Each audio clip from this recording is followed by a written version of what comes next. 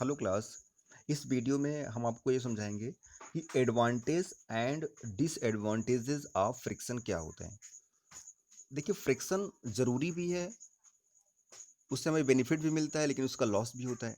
तो अगर आपको बेनिफिट या एडवांटेज की बात करते हैं, तो जैसे आप वॉक कर रहे हैं, सपोज आप चल रहे हैं, वॉक कर रहे हैं, आप वॉक कर रहे हैं, आप कोई चीज़ राइट कर रहे हैं, तो इस तरीके से किसी भी चीज़ को, या आप कोई स्क्रू या नेल्स है, जैसे मान लीजिए होता नहीं है, कोई स्क्रू है, उसको आप कहीं पर अगर डिपॉजिट कर रहे हैं, तो ऐसे केस में भी यहाँ पर फ्रिक्शन ज़रूरत होती है। अगर फ्रिक्शन नहीं रहेगा तो क्या होगा, वो चीज़ें आप नहीं कर पाएंगे। जैसे आप चल रहे हैं, अगर आपके आपके स्लीपर और जो आपका सरफेस है, अगर सपोज वो सरफेस बहुत स्लिपरी हो जाए, तो क्या होगा, आप फिसल जाएंगे, स्लिप कर जाएंगे। ठीक है। बट जब तक उसमें फ्रिक्शन काम कर रहा है, तब तक क्या होगा, तब तक जो है आप आसानी से मूव करते रहते हैं, चल सकते हैं। ठीक है, तो ये एडवांटेज हो गया। बहुत सारे एडवांटेज भी हैं। बट जैसे आपका बेड सीट है, तो बेड सीट क्या होता है, वो आपके बेड के ऊपर ऐसे लगा रहता है, वो जल्दी इधर उधर नहीं होता। क्यों? क्योंकि वहाँ पर फ्रिक्शन काम कर रहा है, वहाँ पर फ्रिक्शन क्या है, काम कर रहा है, तभी बेडशीट आपका उस बेड के ऊपर पड़ा हुआ है। ठीक। ये तो हुआ, हो गया एडवांटेज की बात। बट डिसएडवांटेज क्या होता है? डिसएडवांटेज में अगर आप देखें, तो डिसएडवांटेज ये होता है कि फ्रिक्शन जो होता है, वो किसी भी मटेरियल को वियर एंड टियर कर देगा। वियर टियर का मतलब होता है खराब कर देगा, घिस जाना।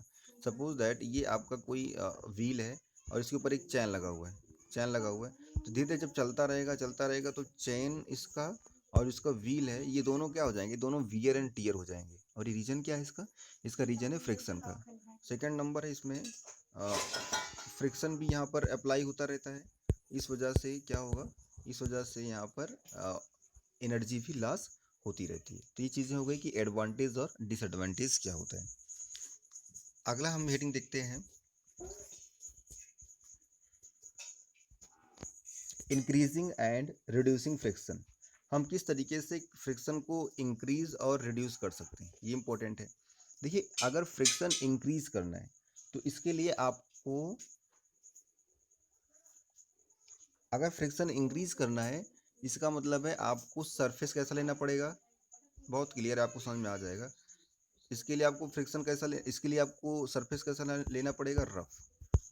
अगर आपके पास रफ सरफेस है, अगर आपके पास रफ सरफेस है, तो क्या होगा, फ्रिक्शन जो होगा वो ज़्यादा अप्लाई होगा, ये ज़्यादा फ्रिक्शन वहाँ पर होगा। ठीक है। इसके अलावा आपको क्या होगा, आपको मास बढ़ा देना पड़ेगा।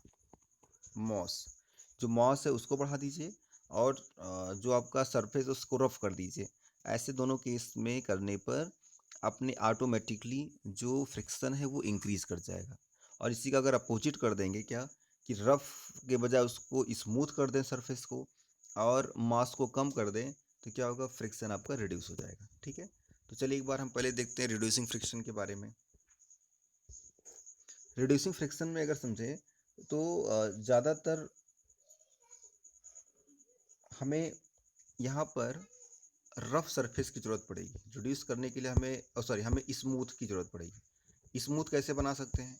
सरफेस को स्मूथ बनाने के लिए हमें किसी ऑयली सब्सटेंस की ज़रूरत पड़ती है, हमें कोई ऑयल यूज़ करना पड़ेगा, जैसे ग्रीस हो गया, ऑयल हो गया, मस्टर्ड ऑयल हो गया। इन सब का अगर हम यूज करते हैं, तो क्या होगा, ऑटोमेटिकली जो हमारा फ्रिक्शन है वो कैसा होगा, वो डिक्रीज होना शुरू हो जाएगा। सेकेंड थिंग, जो हम यहाँ पर लेने वाले ऑब्जेक्ट हैं, उस ऑब्जेक्ट या मशीन के या ऑटोमोबाइल्स के पार्ट को के हम मास को कम कर दें, तो फ्रिक्शन क्या होगा, कम हो जाएगा। ठीक है। थर्ड थिंग ये है कि हमें स्लाइडिंग के बजाय रोलिंग फ्रिक्शन पे फोकस करना पड़ेगा। किसके ऊपर? रोलिंग फ्रिक्शन पर। रोलिंग, अगर हम रोलिंग करते हैं एज कंपेयर टू स्लाइडिंग, तो ज़्यादा, तब इस समय क्या होगा, आपका फ्रिक्शन कम हो जाएगा। ये आप फ्रिक्शन ये रिड्यूस कर सकते हैं। ठीक। अब ये रोलिंग और उसका सेंस क्या है? इसका सेंस ये है, सपोज आपके पास कोई ऑब्जेक्ट है, और आप उसे कैसे कर रहे हैं, आप उसको जो है खींच रहे हैं। तो जब आप उसको अपनी तरफ पुल कर रहे हैं या खींच रहे हैं, इस टाइम पर ज़्यादा एनर्जी वेस्ट होती है, इस टाइम पे ज़्यादा फ्रिक्शन काम करता है। बट अगर आप उसको रोल करिए, उसको अगर घुमाते हुए ले जाएंगे, तो क्या होगा, एनर्जी कम लॉस होगी, और वो जो फंक्शन है वो ईजिली कंप्लीट हो जाएगा। ठीक। जैसे आप यहाँ पर एग्जांपल देख रहे हैं, ये कुछ बच्चे खेल रहे हैं। ये क्या खेल रहे हैं? ये powder is sprinkled on the carrom board to reduce friction. हम क्या करते हैं, कैरम बोर्ड होता है और उस पर क्या करते हैं, उस पर हम थोड़ा सा पाउडर क्या करते हैं, स्प्रिंकल कर देते हैं, छिड़क देते हैं, जिससे क्या होगा, कैरम खेलने में आसानी हो जाती है, राइट।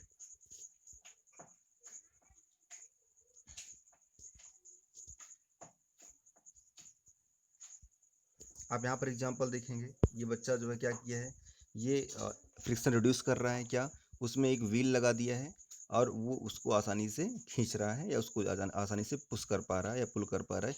इसमें इसमें भी क्या हो गया, ये भी आपको रिड्यूस फ्रिक्शन का एग्जांपल शो हो रहा है, ठीक है।